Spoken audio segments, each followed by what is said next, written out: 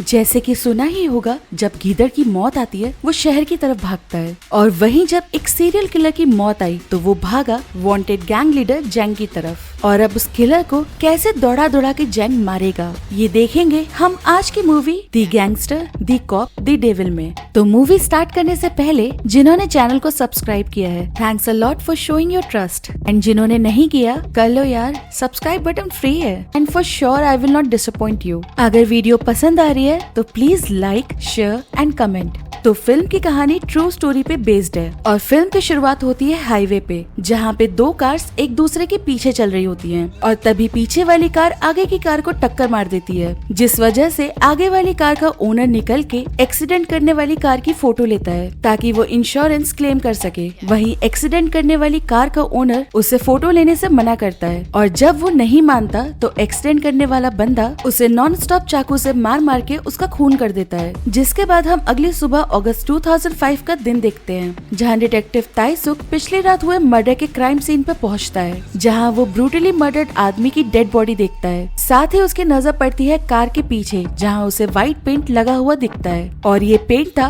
उसी मर्डर करने वाले आदमी की कार का। और ताइसुक फर्दर इन्वेस्टिगेशन के लिए उसकी फोटो ले लेता है। वहीं हम डोंगली को देखते हैं, जिसका फिल्म में नाम है जैंग, जो कि अपने एक पुराने दोस्त सैंगडू से मिलने जाता है, जहाँ जैंग उसे कहता है उसे बिजनेस चलाने की खुद से आदत डालनी होगी ताकि उसे हेल्प लेने की आदत ना पड़े। मगर सैंडू था तो उसका दोस्त, मगर वो एक नंबर का लालची था और वो धीरे धीरे करके जैंग के सारे बिजनेस पे कब्जा करना चाहता था, जिस वजह से वो जैंग से बहस करने लगता है। और ये देख जैंग और सैंडू के आदमी के बीच में भी बहस हो जाती है। अब ये बात जैंग को बिल्कुल पसंद नहीं आती, इसलिए वो पहले अपने आदमी को घूसा मारता है, जिसके बाद वो सैंडू के आदमी के दांत निकाल अल्कोहल के ग्लास में डाल के वो सैंडू को पीने के लिए कहता है, जिससे वो डर के मारे एक सांस में पी जाता है। अब ये साफ साफ वार्निंग थी जैंग की सैंगडू के लिए कि वो अपनी औकात में रहे। वहीं ताइसियोक अपने सीनियर को कुछ पिक्चर्स दिखा के कहता है लास्ट 3 मर्डर केसेस में मर्डर ऑफ वेपन चाकू ही था और उन तीनों केसेस में चाकू की लंबाई और मोटाई सेम थी। साथ ही वो कहता है मैं श्योर हूँ ये तीनों मर्डर एक ही आदमी ने किए हैं और वो एक सीरियल किलर है। मगर सीनियर उस पर गुस्सा करते हुए कहता है सिर्फ 3 केसेस को देख के तुम कंक्लूजन पे नहीं आ सकते हो। और साथ ही वो उसे ये भी कहता है तुम इतने डेस्परेट हो प्रमोशन के लिए कि तुम किसी भी केस को सीरियल किलिंग का नाम दे रहे हो, जिसे सुन ताइसुक गुस्से में वहाँ से उठ के चला जाता है। वहीं हम जैंग को देखते हैं जो सैंगडू से मीटिंग के बाद अपने अड्डे पे जा रहा होता है, मगर तभी एक कार उसकी कार को टक्कर मार देती है, जिसकी वजह से जैंग कार के बाहर आके देखता है और जब उसे सब कुछ नॉर्मल लगता है वो उस आदमी को वहाँ से जाने के लिए बोल अपनी कार में बैठने के लिए जाता है, मगर तभी वो आदमी उसे पीछे से चाकू मार देता है। ये वही सीरियल किलर है जिसने इससे पहले भी मर्डर किए थे। अब वो जैंग को चाकू तो मार चुका था उसे नॉर्मल आदमी समझ के,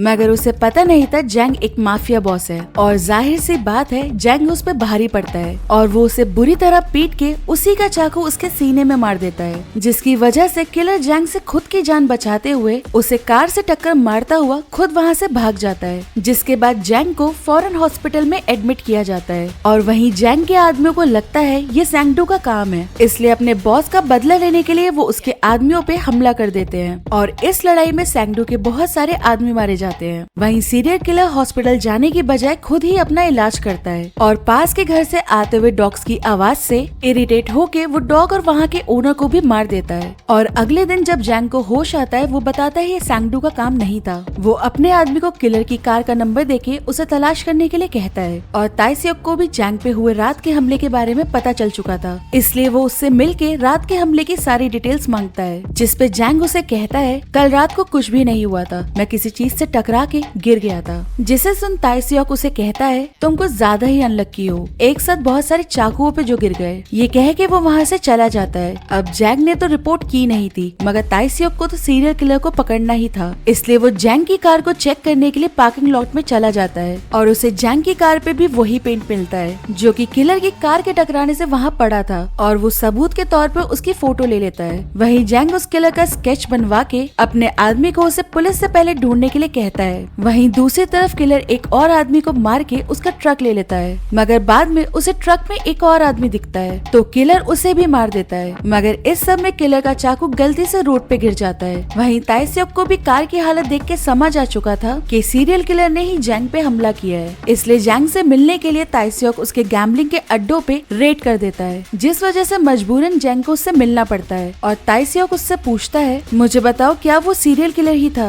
अब यहाँ जैंग को भी पहली बार पता चलता है कि उस पे हमला करने वाला किसी गैंग से नहीं बल्कि एक सीरियल किलर था, और एक माफिया हेड पे हुए हमले की वजह से जैंग के बारे में काफी रूमर्स फैल गए थे, जिस वजह से उसकी मार्केट में रेपुटेशन काफी कम होने लगी थी। और इसी बीच जैंग के आदमियों को किलर की कार और चाकू भी मिल चुका था, जिसके बारे में जैंग ताइस्योक को भी बता देता है। और जैंग ताइस्योक के साथ एक डील करता है कि वो दोनों मिलके किलर को पकड़ेंगे, मगर इस डील की शर्त ये थी जो किलर को पहले पकड़ेगा किलर उसका होगा। अब दोनों उसे पकड़ना तो चाहते थे, मगर दोनों की सजा देने का तरीका अलग होने वाला था। जहाँ जैंग किलर को पकड़ के मारना चाहता था, वहीं ताइस्योक उसे पकड़ के लॉ के हिसाब से सजा दिलाना चाहता था। और इस डील के बाद ताइस्योक अपनी टीम से मिलके उन्हें भी किलर का स्केच दिखाता है और साथ ही जैंग से हुई अपनी डील के बारे में भी बता देता है, जिसके बाद वो और उसकी टीम जैंग के अड्डे पे जाके किलर की कार से डीएनए लेके अपनी इन्वेस्टिगेशन शुरू करते हैं। वहीं जैंग सैंगडो को मरवाने के लिए अपने आदमी को भेज देता है। दरअसल वो जैंग की घटती पॉपुलैरिटी का फायदा उठा रहा था और ये बात जैंग के गले से उतर नहीं पा रही थी, इसीलिए मौके का फायदा उठाते हुए वो सैंगडो को उसी चाकू से मरवाता है जो कि सीरियल किलर का था, ताकि सबको लगे उसे भी सीरियल किलर ने ही मारा है। और अगले दिन सैंगडो के मरने की वजह से सारे पुलिस वाले किलर को ढूंढने में लग जाते हैं। वहीं ताइस्योक को भी कार से मिले डीएनए रिपोर्ट से पता चलता है कि शहर में पिछले सारे मर्डर्स एक ही किलर ने किए हैं। साथ ही उसे ये भी पता चलता है सैंगडो का मर्डर जिस चाकू से हुआ है वो भी किलर का ही था, जिसे सुन के ताइस्योक समझ जाता है सैंगडो का मर्डर जैंग ने ही करवाया है, क्योंकि चाकू उसी के पास था। इसीलिए वो गुस्से में जाके जैंग से लड़ने लगता है, मगर उल्टा जैंग उसे पीट देता है, जिसके बाद जैंग उसे कहता है, भूलो नहीं हम साथ मिलके किलर को पकड़ने की कोशिश कर रहे हैं। जिसे सुन ताइस्योक उसे कहता है, एक बार किलर मिल जाए उसके बाद तेरे खिलाफ भी सारे केस इन्वेस्टिगेट करूंगा। वहीं किलर टीवी पे न्यूज देखता है कि किलर ने गैंग लीडर सैंगडो को मार दिया है, इसलिए वो भी जानना चाहता था कि उसके नाम पे आखिर बिल किसने फाड़ा है, जिस वजह से वो सैंगडो के फ्यूनरल में पहुंच जाता है, जहां उसे जैंग दिखता है। जिसके बाद किलर सैंगडो के आदमी को एक नोट देता है जिसपे लिखा था, सैंगडो को मेरे चाकू से किसी और ने मारा है, जिसे पढ़ के उसके आदमी का शक जैंग पे जाता है। जिसके बाद किलर वहाँ से चला जाता है और वो रात को एक और कत्ल करता है। वही जैंग और ताइस्योक किलर की कार को एक बार और चेक करते हैं और चेकिंग के दौरान उन्हें वहाँ पे एक फिंगरप्रिंट मिल जाता है, मगर तभी वहाँ सैंगडो के आदमी उन पे हमला कर देते हैं जैंग से अपने बॉस के मर्डर का बदला लेने के लिए, जिस वजह से दोनों की वहाँ बहुत ही तगड़ी फाइट होती है और दोनों मिलके वहाँ सारे आदमियों को मार देते हैं। और अगले दिन ताइस्योक का सीनियर उसे एक आदमी के किडनैपिंग के केस के सिलसिले में विक्टिम के घर भेजता है और किडनैपर फोन पे विक्टिम की वाइफ को पैसे लेके एक रेस्टोरेंट पे आने के लिए कहता है। और जब वो औरत उस रेस्टोरेंट में जाती है तो रेस्टोरेंट की ओनर उससे पैसे का बैग ले लेती है। वहीं ताइस्योक ने दूर से औरत पे नजर रखी हुई थी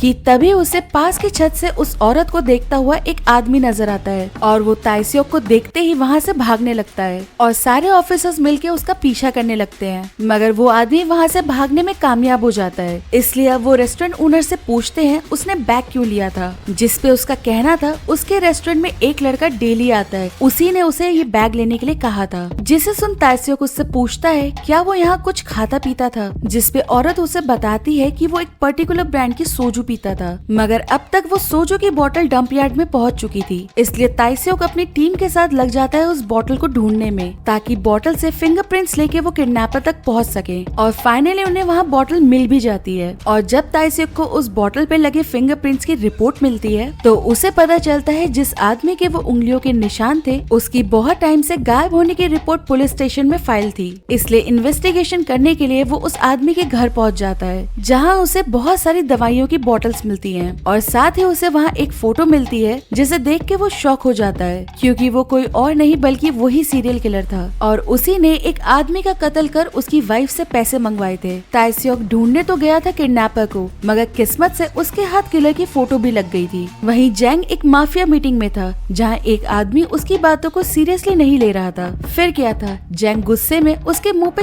चाटे मार मार के उसकी जान ले लेता है। इसी बीच ताइस्योक पुलिस स्टेशन से किडनैपर की वॉइस रिकॉर्डिंग मंगवा के जैंग को भेजता है और जैंग उस रिकॉर्डिंग को सुनते ही खुश हो जाता है क्योंकि अब फाइनली वो किलर उनसे ज्यादा दूर नहीं था। और किलर की फोटो मिलने से पता चलता है कि उसका एक के बाद एक खून करने का रीजन था दरअसल बचपन में उसके डैड उसे बहुत टॉर्चर करते थे, जिस वजह से वो मेंटली काफी डिस्टर्ब हो गया था। और अब जैंग और ताइस्योक निकल पड़ते हैं हर हाल में उस किलर को पकड़ने के लिए। जैंग किलर की फोटो अपने सारे गुंडों को देके उसे तलाश करने पे लगा देता है और सारे मिलके दिन रात उसे ढूंढने में लग जाते हैं, मगर फिर भी उन्हें किलर नहीं मिल रहा था। वहीं एक दिन जैंग बस स्टॉप पे ताइस्योक का वेट कर रहा था और तभी वहाँ उसे एक लड़की बारिश में भीगती हुई दिखती है, जिसे देख जैंग उसे अपना अम्ब्रेला दे देता है। और जब ताइस्योक वहाँ आता है वो लड़की के हाथ में जैंग का अम्ब्रेला देख के कहता है, ऐसे ही किसी अनजान से तुम्हें कुछ लेना नहीं चाहिए, हो सकता है वो अनजान आदमी गुंडा हो। जिसे सुन लड़की उसे कहती है, फिलहाल तो आप मुझे गुंडे लग रहे हैं। जिसके बाद वो लड़की जैंग को थैंक्स कह के बस में बैठ जाती है और इसी बस में हमें पीछे किलर बैठा हुआ भी दिखता है। वही शाम को जब जैंग अपने साथियों के साथ डिनर कर रहा था तभी न्यूज में एक लड़की के मर्डर के बारे में बताया जा रहा था और क्राइम सीन पे अम्ब्रेला देख जैंग समझ जाता है ये वही बस स्टॉप वाली लड़की है। जिसे देख वो गुस्से में अपने आदमियों को बस के सारे रूट्स चेक करने के लिए कहता है और तलाशी के दौरान उन्हें पता चलता है किलर वहाँ पे एक होटल में रुका हुआ है, मगर अभी वो बाहर गया हुआ था।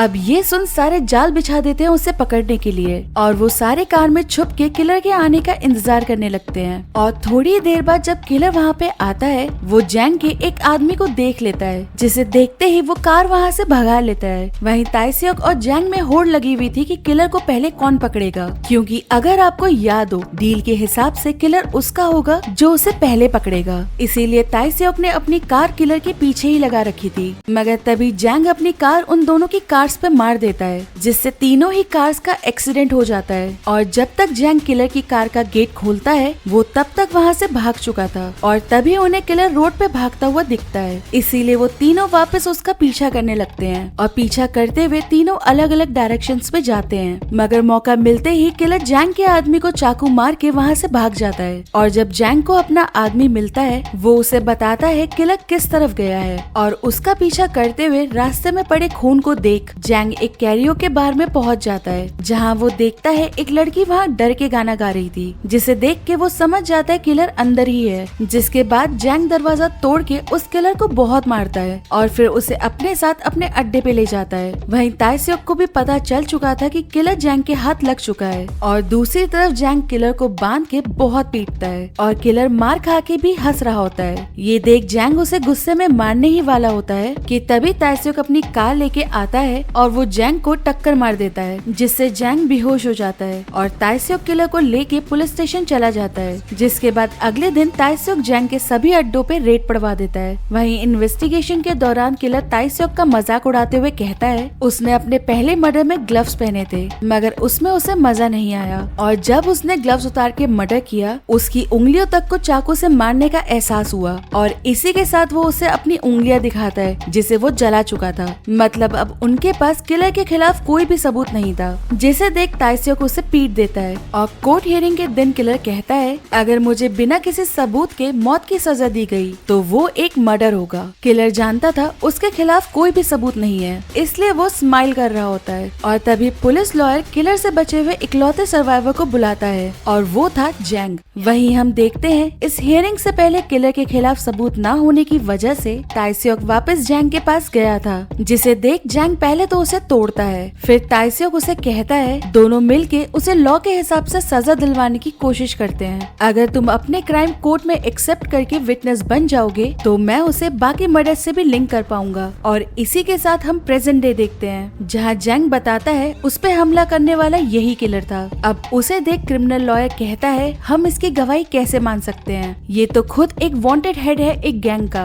मगर पुलिस लॉयर कहता है लॉ में कहीं भी नहीं लिखा है कि विटनेस एक क्रिमिनल नहीं हो सकता है, जिसे सुन जज जैंग को एज अ विटनेस एक्सेप्ट कर लेता है और वो जैंग से कहता है तुम कैसे प्रूफ कर सकते हो कि इसने तुम्हें मारा था। जिस पे जैंग कहता है हम जैसे लोगों को अक्सर चाकू लगते रहते हैं, मगर हम चाकू मारने वाले इंसान को मरते दम तक भूलते नहीं है। जिसके साथ वो कोर्ट को वही स्केच दिखाता है जो उसने बनवाया था और साथ ही वो अपनी शर्ट उतार के चाकू के निशान दिखाता है और ये भी कहता है उस रात मैंने अपने बचाव में किलर के सीने में चाकू मारा गया था तो निशान उसके सीने पे अभी भी होगा। और जब चेक करते हैं उसके सीने पे निशान होता है, जिसके बाद वो किलर का नोट भी दिखाता है जो किलर ने सैंगडू के आदमी को दिया था। और उस नोट पे लिखा था मेरे चाकू से कत्ल हुआ था, और आगे के वर्ड्स जैंग ने फाड़ दिए थे जो थे मगर वो मैंने नहीं किया था, जिसे देख कोर्ट किलर को मौत की सजा दे देती है और जैंग को भी अरेस्ट कर लिया जाता है। वहीं केस सॉल्व करने के लिए ताइस्योक का प्रमोशन हो जाता है, जिसके बाद हम जैंग को जेल में आते हुए देखते हैं, जिसे देख के सब अपना सर झुका लेते हैं। और इसी जेल में था किलर भी, और जैंग को देख उसके होश उड़ जाते हैं। वहीं जैंग उसे देख के हंस रहा होता है। किलर ने जैंग से पंगा लेके अपनी मौत को दावत दी थी और ये तो तय था वो किलर को किसी भी सूरत हाल में छोड़ने वाला नहीं था, भले ही अब उसके लिए नरक ही क्यों न जाना पड़ता। वहीं हम फ्लैशबैक देखते हैं जब ताइस्योक जैंग की हेल्प लेने गया था, तब जैंग ने कहा था वो एक ही कंडीशन पे हेल्प करेगा, अगर उसे भी किलर वाली जेल में ही रखा गया तो। और फिल्म के एंड में जैंग अपने हाथ में रस्सी लिए किलर के पास जाता है, जिसे देख के किलर समझ जाता है कि उसका तो बैंड बजने वाला है। और इसी के साथ ये मूवी यहाँ पे खत्म हो जाती है।